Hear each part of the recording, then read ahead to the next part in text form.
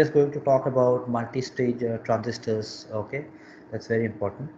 What happens is that in general, if you have a feedback from one transistor, it's not that it will be enough, okay, for whatever is the requirement. So sometimes we use a number of transistors one after the other to in fact increase the amplification that we actually need. Okay, so we basically call it as multi-stage uh, sorry, stage transistor amplifiers. Okay, so this is something which we are going to focus on for today.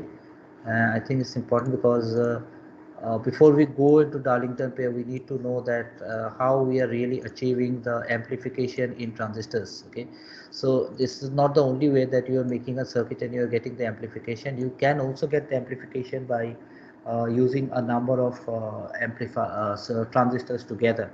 So what happens usually is that sometimes for all kind of practical purposes, single level amplification might not be enough to get the desired result. So practically we actually need to have more amplification, and that's why we are using a multi-stage amplifier. Okay, so let's say in a radio receiver, the number of amplification stages may be even 6 or more. So it's not that you have just got one transistor, you are actually having more than 6 transistors being connected, and based on which you are getting an amplified signal. Okay, so that is the important role of multi-stage amplifiers. Okay, so what happens is this. So maybe I can just write down some points here which you can all note down. Okay, so transistor circuit containing more than one stage of amplification is known as multi transistor amplifiers. Okay, so I'll just write down in short. You can always write down it in complete sentences. Okay, so basically what happens is it's basically a cascade arrangement. Okay, so maybe I can just write it down as cascade arrangement. So I hope you understand what is cascade. In cascade in general means one after the other, right? So we have got the cascade arrangement in case of a multi-stage amplifier. So if you use a multi-stage amplifier, you can actually have multiple times amplification. But then if you actually really want to use the multi-stage amplifier, there are some kind of coupling that needs to be done. That means that if you are connecting one transistor to the other, how do I connect them? Do I use a different electronic component? Do I just wear them out, and so on? Okay, so this is important. So basically there are certain stages with that we need to know. Okay, so maybe I can just draw some block diagram here. Okay, so maybe we can just draw some boxes. Okay,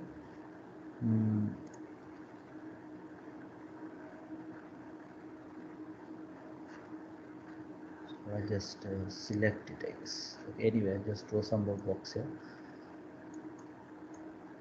So there are stages: first stage, second stage, and then how exactly you are doing the coupling and all. That is very important. So I'm just trying to draw that part. Okay, so you can have more than one amplifier being connected, one transistor being connected. So it all depends on what is the requirement of a particular instrument. And we have already seen that transistor is basically a very small device. So even if you are having a number of transistors being connected one after the other, it's not that you are going to have a very big electronic setup. Okay, so you basically let me just talk about these 5 stages that we have here. Okay, so one after the other it will be there. Okay, so the first stage is the first stage. We basically have the input here. Okay, so what we can do is we can actually have an input. So we can have an input here, and this is the first stage. Okay, and then what happens is I have a normal transistor being connected, and now I want to couple it with the next one. So I will take a coupling here. So probably I'll just write down coupling. Okay, so this is important. And then we can actually have the second stage of transistor. This is the second stage of the transistor. Okay, and then again we can actually keep on coupling it with another transistor, and so on. So the important part is how do we couple, and this is something which you're going to look into. Okay, and then we can actually have the third stage, and so on, and basically we are going to get the output here. So as you know, this is not the circuit diagram, this is just basically a block diagram that we all need to know. Okay, so that's important. So what I'm going to give you is probably important part is name of the coupling, okay, on one side, and probably on the other side we can just say name of the multi-stage amplifier. Okay. So let me just write it down on this side, name of the coupling, okay, name of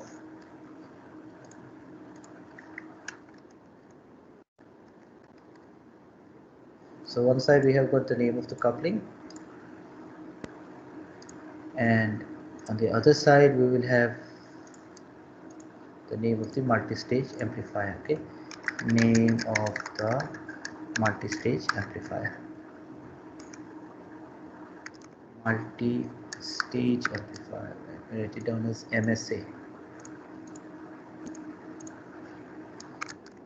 For exam purpose, I think you should just write down the full form, not like me. Okay. So the first multi-stage amplifier, what you can do, we can do actually an RC coupling. So whenever you actually have studied this topic, if you have studied in your electronics in your undergraduation, you might have come across this device which is RC coupled amplifier. RC coupled amplifier. Okay, that is how it is named. So RC coupled amplifier. Okay, so there are some advantages and disadvantages of this. And then we have got the transformer coupling. Transformer coupling. Okay, that's important. So this is basically called transformer coupled amplifier. So that's important. And then the final one is direct coupling. So what happens is we are basically having a direct coupling here. We are not really using any kind of electronic component in between. So that is direct coupling. Okay. So this is a direct coupled amplifier. Okay. So you can look into this, that if we are basically considering an RC coupled amplifier, okay, this basically blocks DC. If you are having a capacitor connected between two signals, okay, it basically will block all the DC component and will allow only the AC component. Okay, a similar thing also happens with a transformer. Okay, so if you are going to have a DC signal, you are probably going to use more or less a direct coupling kind of structure. But if you are using RC coupled and transformer coupling, mostly you are having the input signal as AC and not DC. Okay. So basically these things actually depends on what is the requirement, and based on that we can actually have the different types of coupling that is important. Okay, so basically what happens in RC coupled amplifier, the capacitor is used as the coupling device. Okay, and the capacitor will basically connect the output of one stage to the input of another stage. Okay, so that is also important. So what happens in direct coupling or DC coupling, we can say the individual amplifier stage bias are so designed that the two stages may be directly connected, okay, without the necessity of DC isolation. So I really need a DC signal being amplified. So what I can do is I can go for a direct coupling. Okay, so these are some important terms in important parts in multi-stage transistor amplifier, where the aim is to actually combine different amplifiers together and try to get a better voltage gain or current gain, whichever is important. Okay, so there are some of the important terms that we should know, okay, before we proceed to the next topic. Important terms. Okay, so as I give on the terms, probably I just give you a basic definition of that. Okay, the first term is gain. So gain is kind of tricky here, because it's not that you are just having one transistor and you write down output divided by input. Every transistor will have its individual gain, okay, and then you keep on having all those gains together to get the final gain out of it. Okay, this is something which we are going to do in the next part of the lecture. Okay, so basically it is nothing but the ratio of the output electrical quantity electrical quantity, okay, to the input of the amplifier, to the input, let's say input 1, because it's the same electrical quantity of the amplifier. Okay, so is called gain. So what happens usually is that we are saying an electrical quantity because you might have a device where it's not that you are only concerned about the current gain, you might also be interested in voltage gain and so on. Okay, so it might be any quantity. Current or voltage is some of the two of the most important gains that we are talking about here. Okay, so in general what happens is that if you have the gain of, let's say we have got two amplifiers. Okay, if we have got we will prove it shortly. Okay, we are going to prove it, but let's, right now I'm just giving you this. So what happens is, suppose you are actually having two transistors. Okay, two transistors. Okay, and let's say the first transistor has got a gain of G1. Okay, and the second transistor has got a gain of G2. Okay, so that means the total gain, okay, total gain, okay, let's say G is equal to G1 into G2. So you might be thinking, okay, if we're having two transistors and the gain is G1 and G2, the total gain should be G1 plus G2. But the answer is no, you are in fact having a better gain, G1 into G2. And that is one of the biggest advantages of having a multi-stage amplifier. Because if you are saying 3, 1 for one gain is 3, the other one is gain is 3, is 3 plus 3 is 6, but then 3 into 3 is 9. So definitely if you're taking the multiplicative value, you are basically having a more gain. Okay, so that's very important, and that's why like this is important, which you should know. Okay, so the multi-stage amplifier does have this very good advantage. Okay, so that was the first point. Second point, I think I'd like to tell you about frequency response. So all of us have looked into the frequency curve when we look into the resonant frequency and so on. So we know that resonant frequency is a condition which it needs to be achieved in order to have maximum signal output from electronic circuit. Okay, so basically we have got the frequency response. Okay, so frequency response is basically the frequency response curve. Okay, so what happens is the voltage gain of an amplifier varies with frequency. So you know what happens usually is that if you are having an AC signal, you know that there is some kind of frequency involved, and suppose you are interested in getting a voltage gain. Now if there is frequency involved, you need to adjust the frequency accordingly so that you get maximum voltage gain. So it's not that at every voltage, every frequency you are going to get the same voltage gain. It's going to vary, and that is why this is very important. Okay, so what happens is, if you plot a graph, okay, so if you plot a graph, the curve between the voltage gain, okay, voltage gain, and the response, okay, or sorry, and the signal frequency, let's say, and the signal frequency called the is known as response curve. Frequency response curve is known as frequency response curve. Okay, so this is important. Okay, so you know the gain will basically start from 0 and then keep on increasing, and it will be maximum at a point which we basically call as the resonant frequency. So if we just want to plot a graph, okay, probably we can just do this. Okay, so if we just want to plot a graph between, let's say, okay, so this side maybe we can just take up as frequency. Okay, frequency. So when you actually studied about an LCR circuit in your undergraduation, okay, you might have come across these kind of curves. Okay, I think this is important. And then on this side, basically we can just write down voltage gain, voltage gain. Okay, so if you do that, so maybe I can just adjust it accordingly. Okay, so this side you have got the voltage gain. Now what we do is we basically plot a graph. Okay, and then what happens is, if we actually plot a graph now between frequency response and voltage gain, you are going to get a good voltage at a certain frequency, and beyond that frequency you are probably going to get a curve gets down, the voltage gain gets lessened up. Okay, so at this particular point you have got maximum voltage gain, and let's denote this as Fi. Okay, so this FR, okay, is called the resonant frequency.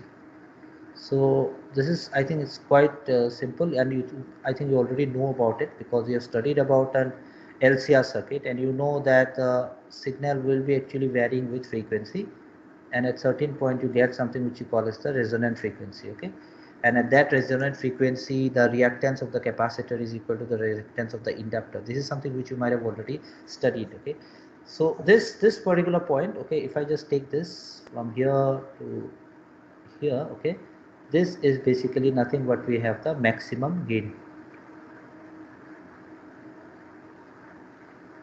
So you know, if a particular circuit has to offer a certain frequency, what will be the maximum gain from that particular circuit will actually depend on the frequency that is being applied, how many amplifiers are there, okay, how many multi-stage amplifiers are being used, is it 2, 3, 4, 5, 6, and so on, and depending on that you can actually get a good frequency response. So that is important. Okay. One more term which might be important is basically called a decibel gain. Okay, so decibel gain, what happens is you are going to measure the intensity of sound, and in decibels, if you measure in the logarithmic scale, I think this is important. So we can actually just have a look at this. Okay, so this is called decibel gain. So it's basically a way to measure the gain. Okay, it's not that it is only used for this. You can actually use this decibel gain concept for different parameters. Okay, so what happens is the mm, so you know this gain of the amplifier can be expressed as number. Okay, but then if you want to apply a unit to it, we basically consider the logarithmic scale. Okay, that is very important. So this unit that we have is bell or decibel. Okay, so uh, I can write it down this way: bell or decibel. You know, it's 10 times. Decibel is the gain. Okay, or we can say it's the unit. So this is the unit that we have, and in general, what we can say is the common logarithm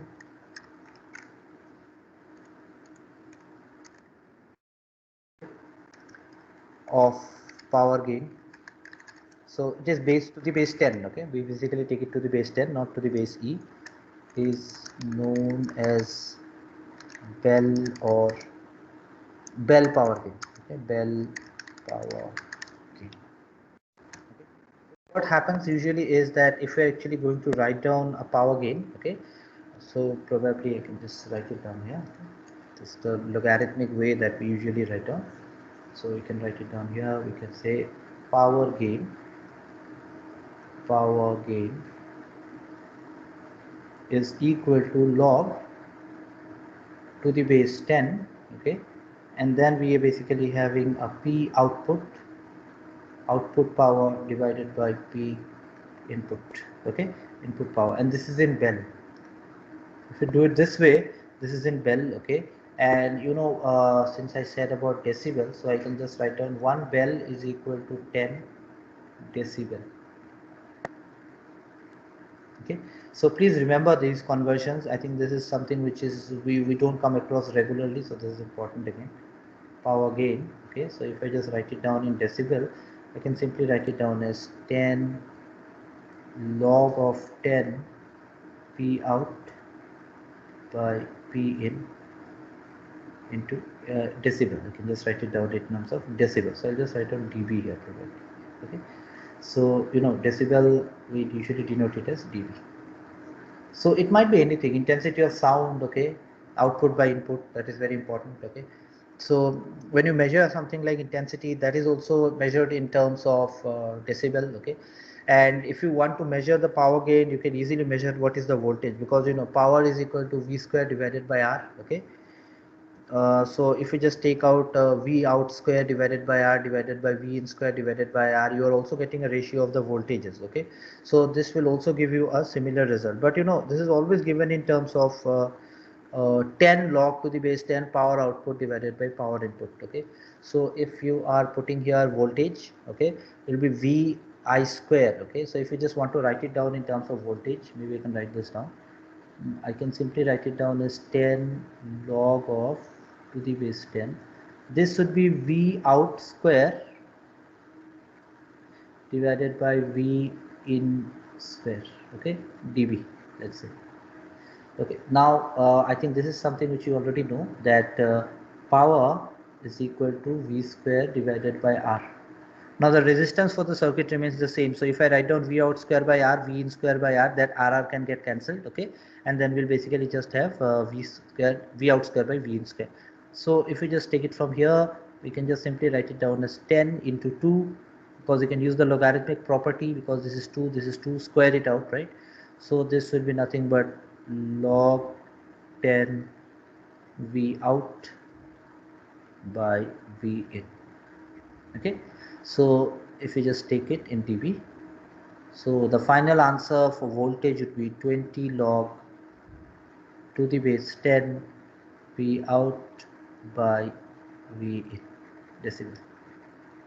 Okay, so please remember this, whenever we are actually writing it down in terms of decibel, we basically start it with power, and then you can actually accordingly change it. Okay, so that's very important. Okay, so the unit decibel is actually a logarithmic unit. You have to just understand that this is basically just a logarithmic unit, because you know, practically the response that we have in our ear is also logarithmic in scale. It's not that it will increase linearly.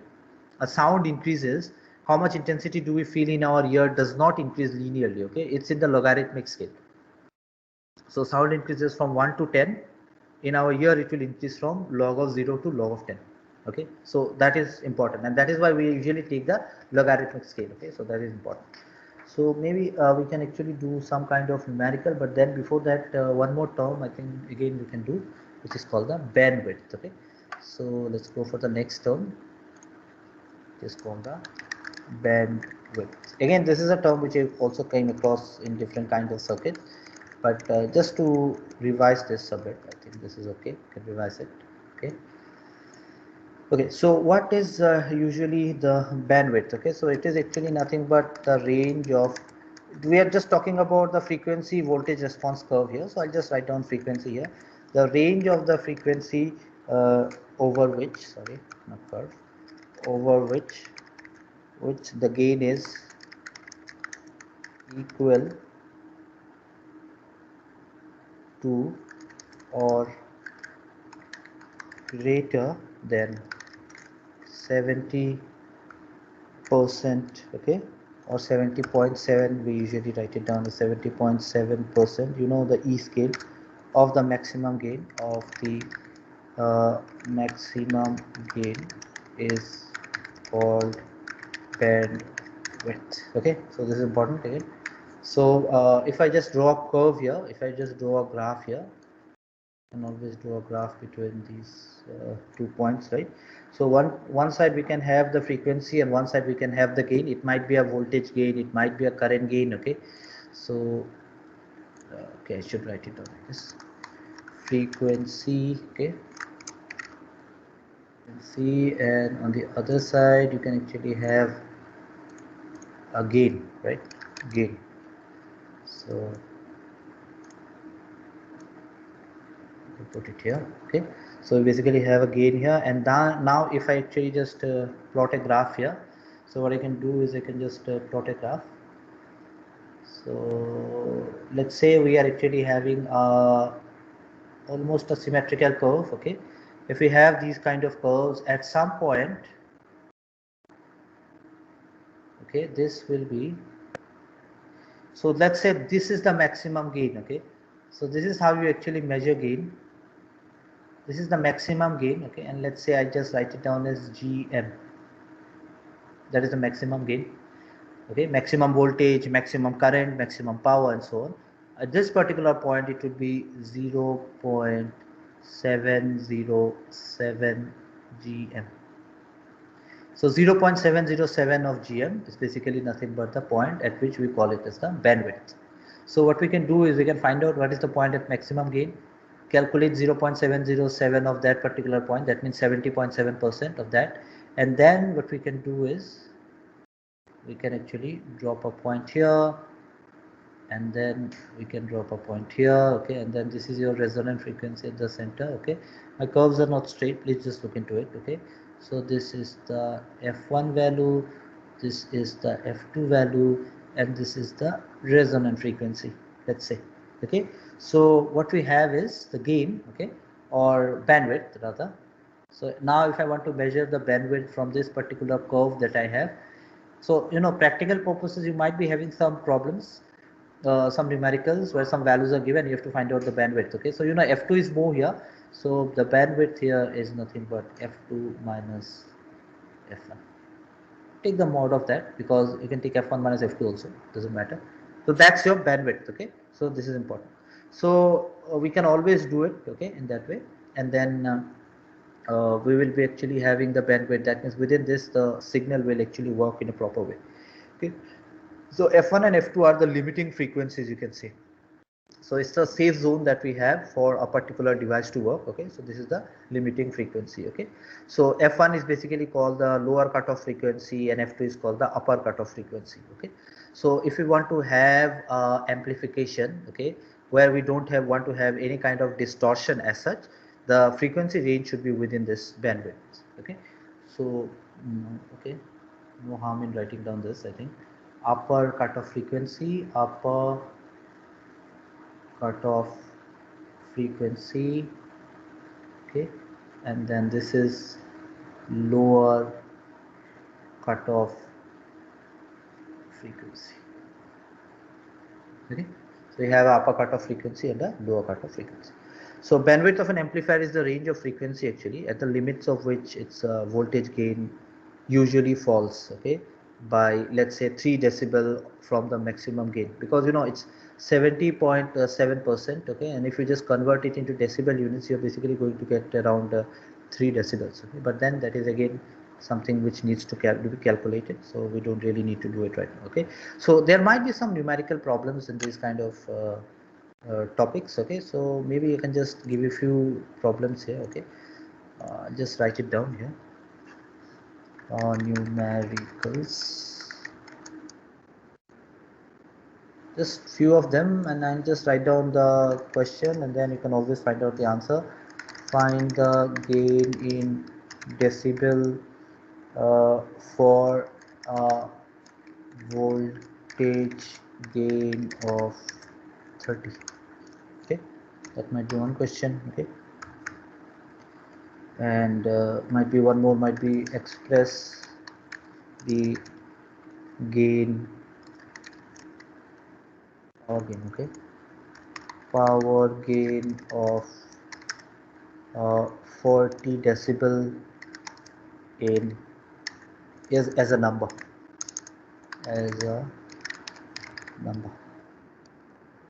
we can actually do these. It's simple. You have to find out the gain in decibel for a voltage gain of 30.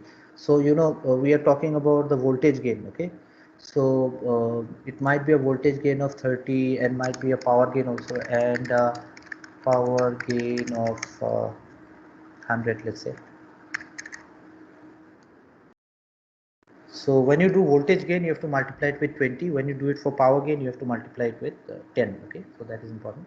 So what we do usually is this. Okay, so I'm not going to give it to write it down. I'll probably do it for you. Okay, so number one, we can just take the voltage gain, right? So when we talk about voltage gain, I think we have already said this. Voltage gain is equal to 20 log 10 and then V out by V in. But here it's already said that the voltage gain is 30. That means V out by V in is given to be 30. Okay. So what you can do is you can do your calculations using a calculator. I have the answer in front of me. So you can just write it down. The answer would be 29.54 decibel. So you've written this 30 in terms of decibel, 29.54 decibel. Okay. So what happens usually is that if you are looking into a voltage gain of 30, okay, a measurable way to do it in terms of a unit would be nothing but 29.54 decibel. Okay, what about power gain? Power gain again, because I've written the formula, so I think it's important that we just do one or two numerical. Power gain would be 10 log to the base 10 of 100. Okay, so you can just take it to be 10 square, so it will be 2 here. Okay, and then so 10 log 10 and this is 10 square. Okay, so these two can come here in front because of the logarithmic property, and log 10 to the base 10 is 1, so this will be nothing but 20. So you have converted this 100 into a unit of decibel. So this is this. So please remember that whenever it's decibel, it's not that you are going to have always multiplied by 10. Okay, it might be 20 or it might be some other value depending on what decibel you are calculating. So originally, if you want to measure decibel, it's always in terms of power output by power input, and then you look into the formula and then do it accordingly so that you are actually getting the correct answer. Okay, so in a similar way, you can actually find out what is the value of power gain or 40 decibel as a number. Okay, so now this is the other way. You have to take 40 decibel as a number. So this is number 2. So this is power gain of 40 decibel is equal to what number? So try doing it. Okay, we can actually take around, let's say, 10 minutes break. Okay, and after 10 minutes break, we are actually going to start with the Darlington pair, and this 40 decibel becomes how much? Okay, in terms of the number, you can always calculate and tell. Okay.